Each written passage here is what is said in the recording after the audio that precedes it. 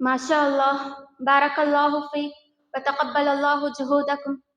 इनके बाद असफ़ुस सालिस से सैयद आयशा बिनते जाविद को दावत देती हूँ, जिनकी तहरीर का उन्वान है निकाहों की हिफाजत। आप आएँ और अपने अनोखे अंदाज में हम तमाम को मुस्तफ़ीद फरमाएँ। फ़ल्ततफ़ज़्ज़ल मशकूरा।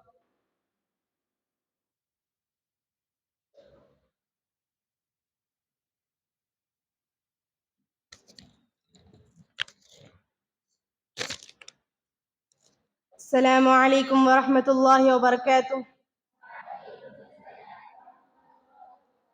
الحمد لله رب العالمين والصلاة والسلام على رسوله الكريم.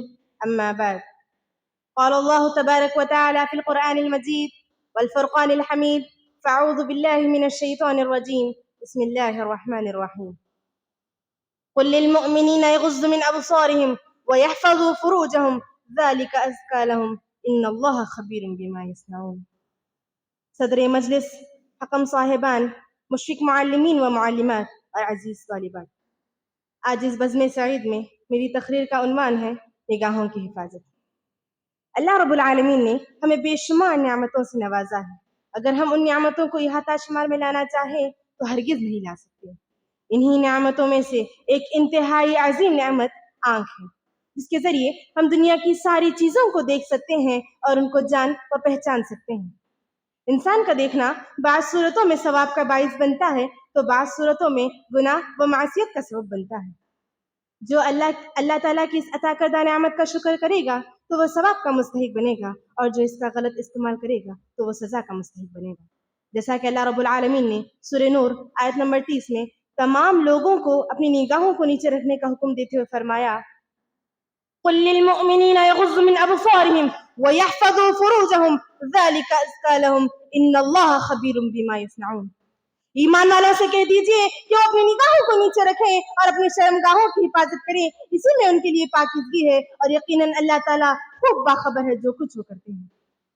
معزز سامعین و سامعات، اس آیت میں اللہ رب العالمین نے نگاہوں کو نیچے رکھنے کا حکم دیا ہے، لیکن آج کے دور میں چند لوگ ایسے ہیں جو اپنی نگاہوں کا غلط استعمال کر رہے ہیں اور غیر محرموں کو دیکھ رہے ہیں، اور گانے، سیریلز، فلمز، نعوذ باللہ، اور پتہ نہیں کیا کیا فحش چیزوں کو دیکھ رہے ہیں۔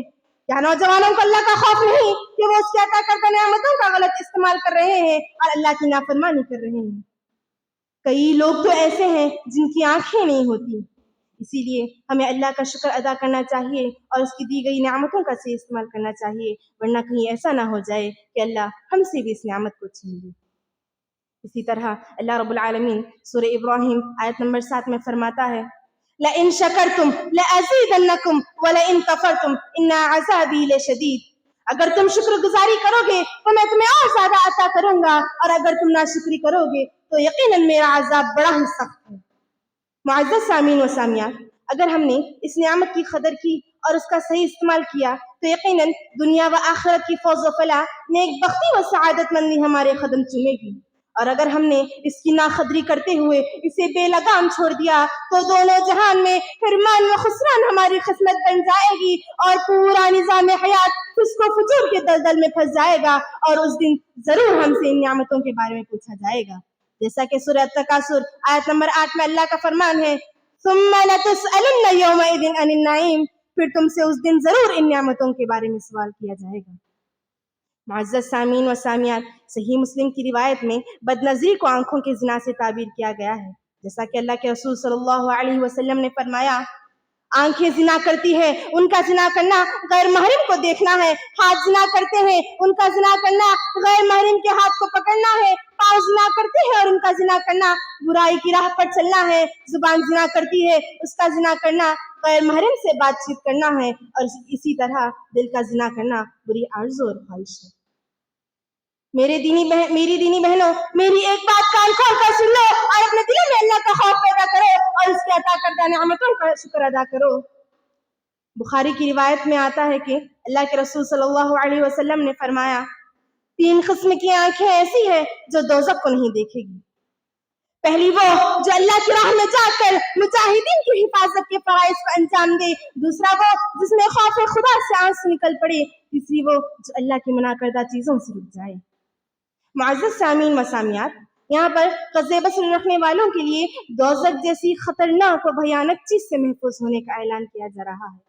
لیکن آج کل ساری دنیا میں بے پردگی عام ہو چکی ہے۔ اچھے سے اچھے دیندار گھرانوں کی لڑکیاں بھی بے پردہ نظر آتی ہے۔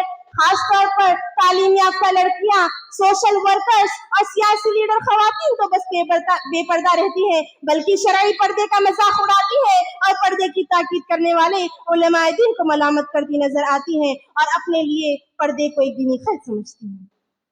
چنانچہ اللہ رب العالمین نے سورہ احزاب آیت نمبر 33 میں فرمایا، وَقَرْنَ فِي بُيُوتِكُنَّ وَلَا تَبَرَّجْنَ تَبَرُّجَ الْجَاهِلِيَّةِ الْأُولَىٰ، اور تم اپنے گھروں کو لازم پکڑو اور زمانہ جاہلیت کی طرح پنا و سنگار کو ظاہر کرتی نہ پھرو۔ معزز سامعین و سامعات، اب بھی وقت پکار کر آواز لگا رہا ہے کہ میں ختم ہو جاؤں گا، لہٰذا تم کچھ اعمال کر لو۔ خلاصہ کلام یہی ہے کہ ہمیں اپنی نگاہوں کی حفاظت کرنی چاہیے، کیونکہ جس طرح بڑی آگ چھوٹے شعلوں سے بھڑکتی ہے، ٹھیک اسی طرح نظر بازی سے فتنے شروع ہوتے ہیں۔ نظر بازی سے دل خوش تو ہوتا ہے، ابتدا اچھی تو ہوتی ہے لیکن انتہا اچھی نہیں ہوتی۔ آخر میں اللہ تعالیٰ سے دعا ہے کہ اللہ تعالیٰ ہم تمام کو اپنی نگاہوں کی حفاظت کرنے اور اس کی دی گئی نعمتوں کا شکر ادا کرنے کی توفیق دے۔ آمین ثم آمین۔ والسلام علیکم ورحمۃ اللہ وبرکاتہ۔